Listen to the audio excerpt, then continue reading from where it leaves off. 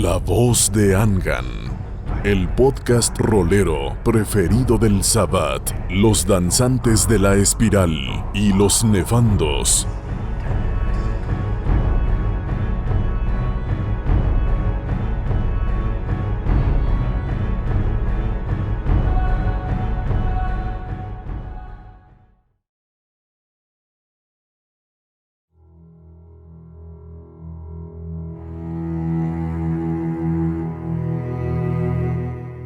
Cuenta el mito que dos hermanos hijos del primer hombre presentaron sus ofrendas al Dios único. Abel primero rindió su mejor ganado, mientras que Caín presentó su mejor cosecha. Yahvé el Dios se mostró satisfecho con lo ofrendado por Abel, pero fue indiferente ante el sacrificio de Caín. Desde este punto surgen diversas versiones. Una reza que Caín se vio asolado por la envidia y el odio para con Abel. Otra asevera que, frustrado y confundido, Caín pidió respuestas al propio Dios sobre su insatisfacción y que éste respondió que Caín debía sacrificar lo que más amaba. Esto último daría lugar a una fatídica malinterpretación por parte de Caín. Cual sea la verdad que se elija, el hecho que tuvo lugar después persiste en todas las versiones. Caín mató a Abel. Así nacía el primer asesino de la humanidad. Tras el brutal acto, Dios y más tarde una sucesión de ángeles maldijeron de distintas formas a Caín. Este fue condenado a vagar por la eternidad hasta el día del juicio, consiguiendo sustento solo en la sangre de los hombres, escapando del fuego y la luz del sol. En su lastimoso vagabundear por tierras extrañas, una noche Caín se topó con una hermosa y enigmática mujer, quien decía llamarse Lilith. Esta le confiesa haber sido la primera esposa de su padre y que Dios también había renegado de ella, expulsándola del paraíso.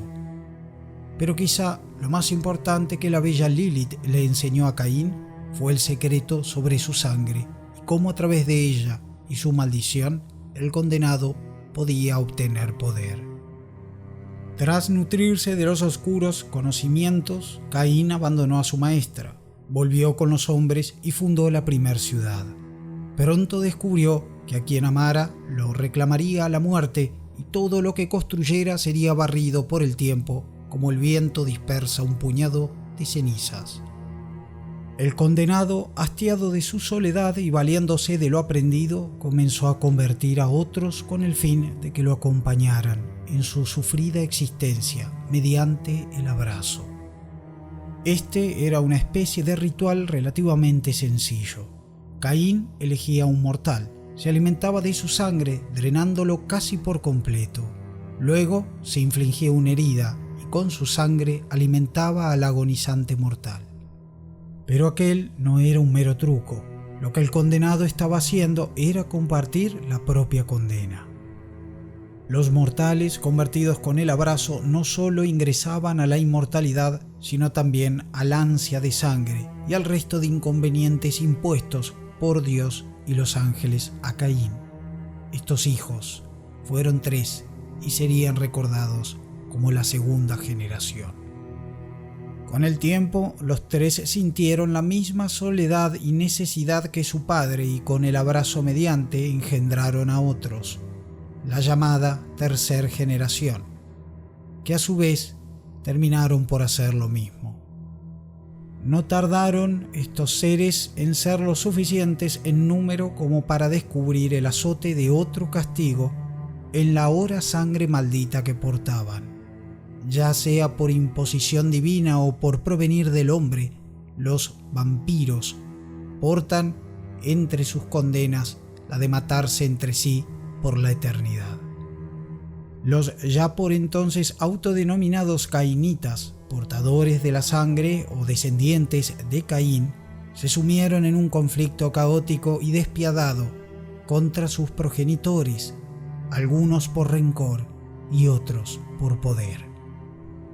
Con suma preocupación ante el revuelo entre jóvenes y ancianos combatiendo, Caín buscó consejo con una bruja, pero ésta lo engañó envenenándolo con su sangre, la cual hacía que el maldito Caín tuviera que volver noche tras noche con ella.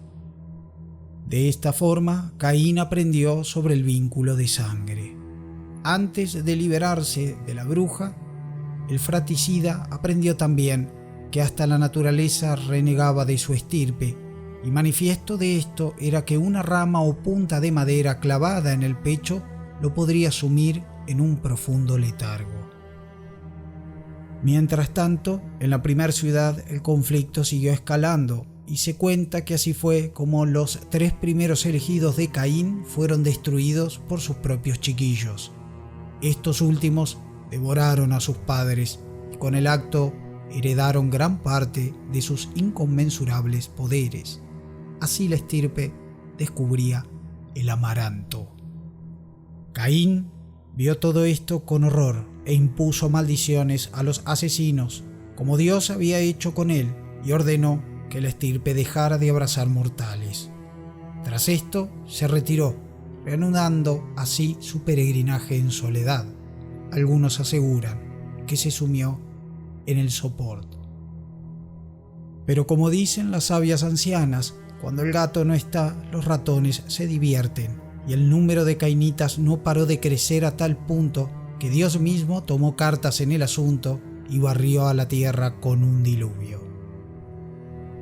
Tras el descenso de las aguas, los cainitas fundaron una segunda ciudad y reanudaron la civilización, gobernando a los humanos y siendo venerados por estos como dioses. Pero sus pecados no serían olvidados, ya que aunque ausente en cuerpo, Caín, su progenitor, los vigilaría y así continuaría siendo hasta la actualidad. Muchos siglos pasaron y los vástagos siguieron creciendo en número y los conflictos continuaron profundizándose. Pero el hecho más relevante tuvo lugar en torno al siglo XV. Un neonato, un vampiro joven, destruyó a un antiguo, lo que inspiró valor en otros que pronto comenzaron a alzar sus puños y su furia contra la tiranía de los vástagos más viejos y poderosos. El origen de la revuelta fue en España, pero no tardó en contagiarse al resto de Europa. La lucha entre cainitas jóvenes y antiguos azotó el continente entero. A medida que se recrudecía el desorganizado y descontrolado conflicto, los mortales no tardaban en verse atrapados en el fuego cruzado, y la Inquisición no tardó en hacer acto de presencia. Los vástagos antiguos se retiraron a sus escondrijos, dejando a los cada vez más victoriosos jóvenes expuestos.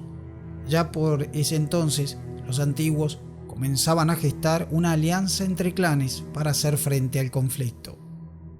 Tras 7 años de exterminio a manos de la Inquisición, ambos bandos terminaron firmando un pacto entre sí, y habiendo conocido la estirpe al completo la capacidad destructiva del hombre, decidieron desarrollar un método para evitar una segunda Inquisición. Así fue como se creó la mascarada, y gran parte de la estirpe se retiró a las sombras para continuar influenciando a la humanidad, pero esta vez con suma cautela. Esta es la historia sumamente resumida del posible origen de los cainitas, acompañado de la mención del hecho más relevante en su existencia, que marcaría un antes y un después en sus formas de organizarse y conducirse para con la humanidad. Me refiero al levantamiento de los vampiros jóvenes y la aparición sobre todo de la Inquisición. Los vástagos, los cainitas, la estirpe, o como prefieran llamarlos, existen desde hace eones, manipulan y dirigen a la sociedad humana desde sus sectas secretas con rumbo constante hacia el conflicto final. A continuación, veremos de cerca las características reales y muchas desconocidas que posee un hijo de la noche. Para ello, nos serviremos de los penosos restos de Mike Durbin, alias el Turbio. El cuerpo de este cainita ha sido estudiado por el Dr. Amadeus Blade quien nos envió sus grabaciones con diversas observaciones sobre la estirpe. Bien. El hecho de saber que su forma de alimentación, algunos otros inconvenientes, fueron lo que lo trajo a mi mesa, indica una clara inexperiencia como vástago, y por ende, que era joven.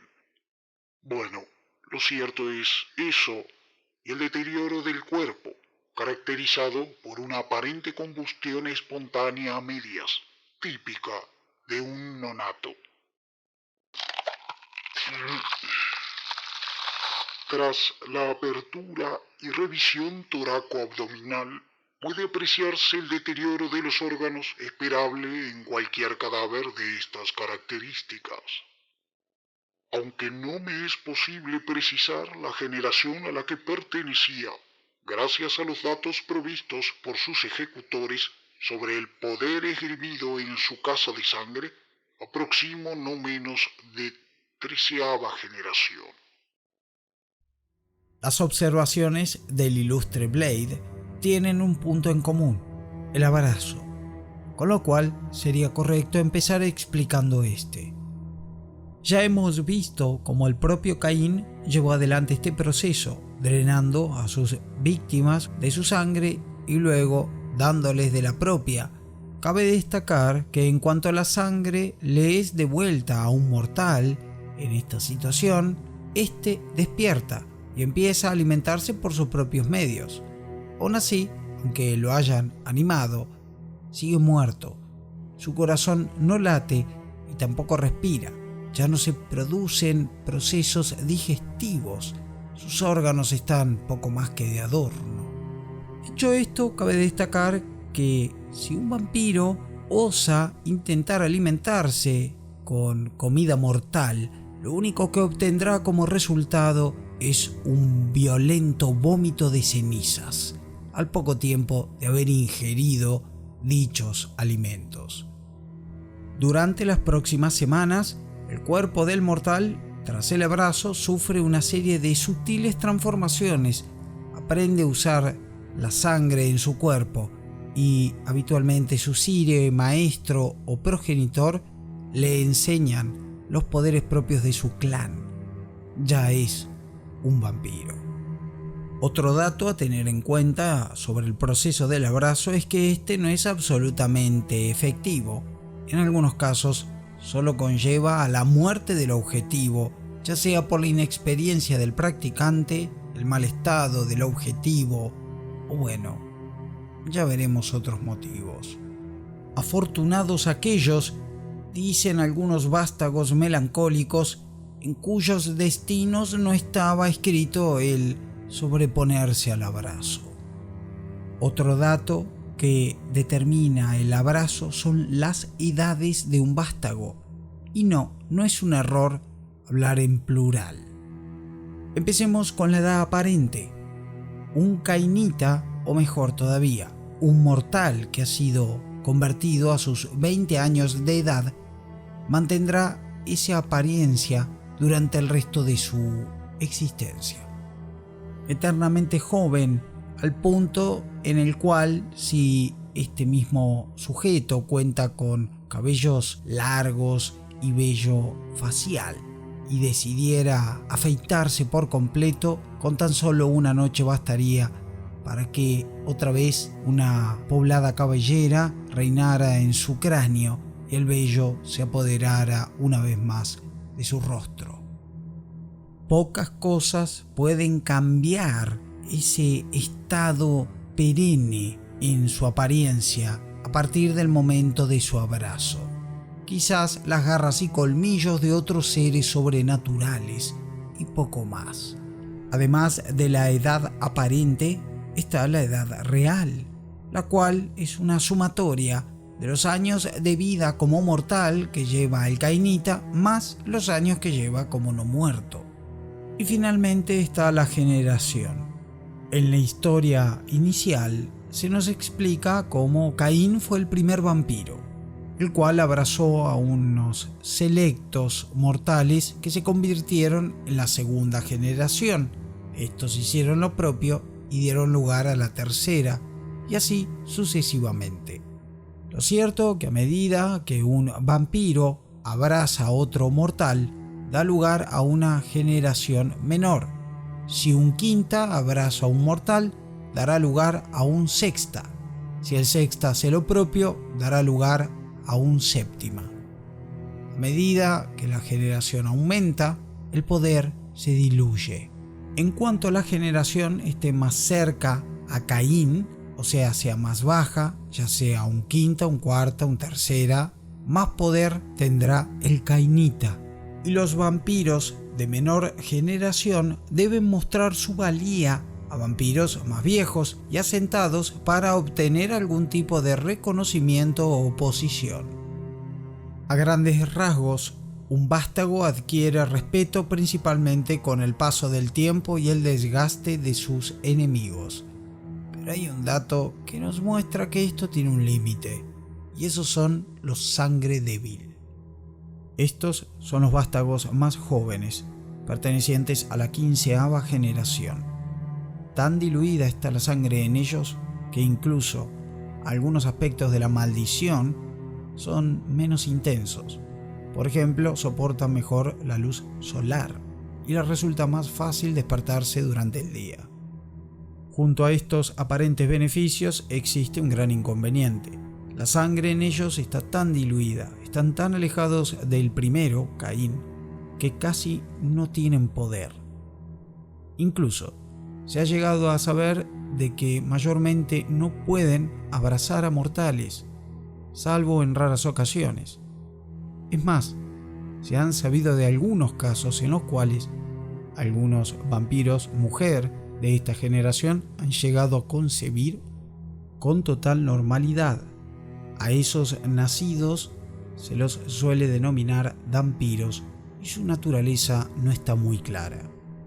Los denominados sangre débil no tienen ninguna cabida prácticamente en la sociedad vampírica. Incluso algunos grupos suelen darles caza, ya que según las profecías de la Gehenna, el gran conflicto de la estirpe, los describe como un signo de los tiempos finales. Habiendo visto ya en qué consiste el abrazo y las características de las edades y generales sobre un nuevo vástago, vamos a hablar de la sangre, algo fundamental para la estirpe, también llamada a veces vitae, su fuente de sustento y de poder. Los vampiros sienten una atracción sobrenatural a la sangre y no se alimentan de ella como lo haría cualquier otro organismo por la mera necesidad de sobrevivir. Hay algo que los empuja hacia la sangre, y esto habitualmente lo denominan como la bestia, una especie de pasajero oscuro, como una conciencia aparte que comparte el cuerpo con el vampiro. Este es transmitido a través del abrazo. Esta bestia interior es la que tira del vástago mediante el sentimiento de pavor cuando está ante el fuego o la luz del sol. También es la que empuja con fuerza al cainita a alimentarse. Constantemente demanda sangre, al principio como un susurro, que si es desatendido se vuelve un grito, pudiendo llevar al cainita a cometer actos atroces. Es fundamental comprender que a los vampiros no los persigue el tiempo, a ellos les sobra, a diferencia de los mortales, pero eso no significa que no estén en una constante carrera. No es la muerte lo que los persigue, sino el riesgo de que sus conciencias sean reemplazadas por la bestia. Para mantener a raya a la bestia, los vampiros no solo se alimentan, también han desarrollado diversas sendas, conjuntos de reglas éticas y morales. Siempre y cuando el vástago cumpla con su senda, no habrá ningún problema. Pero cada vez que falle, que haga algo contradictorio u opuesto a esas bases morales, la bestia ganará terreno.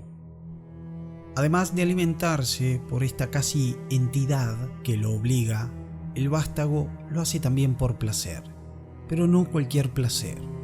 Algunos describen el beber vitae como la sumatoria de las mejores drogas, el mejor sexo, las mejores comidas, los mejores momentos y multiplicados por 100.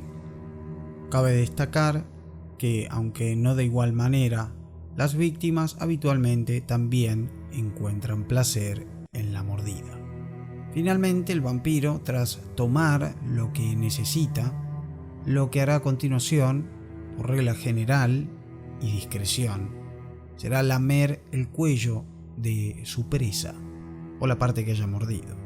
Una peculiaridad es que, si bien todos los fluidos de un cainita quedan reemplazados por sangre en el momento que es convertido, en sus bocas cuentan con una especie de enzima. Esta aparentemente puede sanar pequeños daños. Lamer las heridas provocadas por la alimentación es un método que utilizan los vástagos para cubrir sus huellas y evitarse problemas. Como datos finales sobre la alimentación y la vitae, los vampiros muchas veces, tras tomar su sustento, con él suelen heredar temporalmente algunos recuerdos y sensaciones de sus presas. En el cuerpo de cada vástago existe una suerte de reservorio, donde la sangre se acumula. Tras cada día descansado y cada noche nueva en la que despiertan, parte de esa sangre se disuelve. Esto es lo que obliga también a un vástago a tener que alimentarse regularmente, sin contar los casos en los cuales utilizan el néctar carmesí para activar sus poderes o curarse heridas.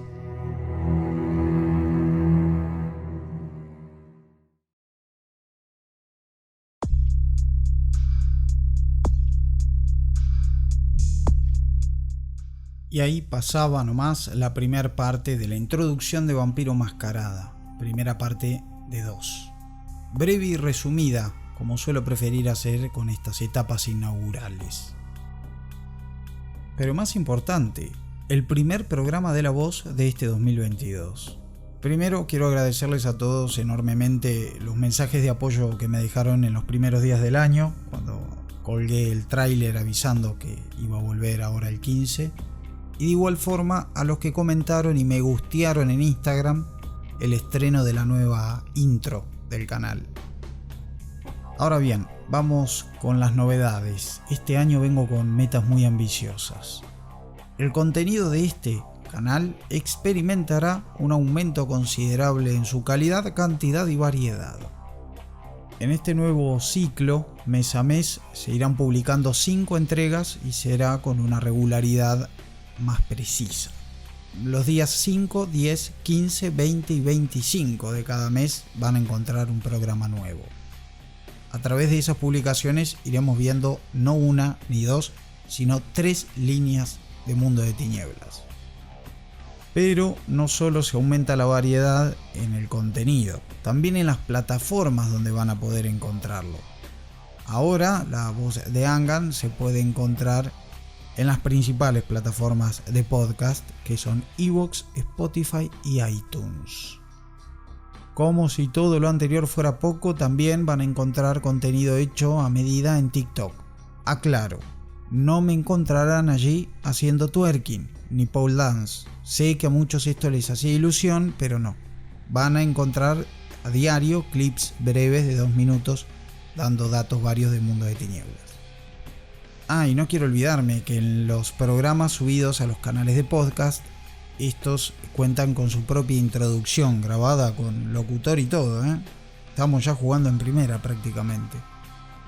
En sumatoria, La Voz de Angan en YouTube, iVoox, Spotify, iTunes, Instagram y TikTok. Y en Twitch como Angan Rebel, streaming de variedad y pronto partidas de rol nuevamente. Algunos recordarán ahí, jugábamos.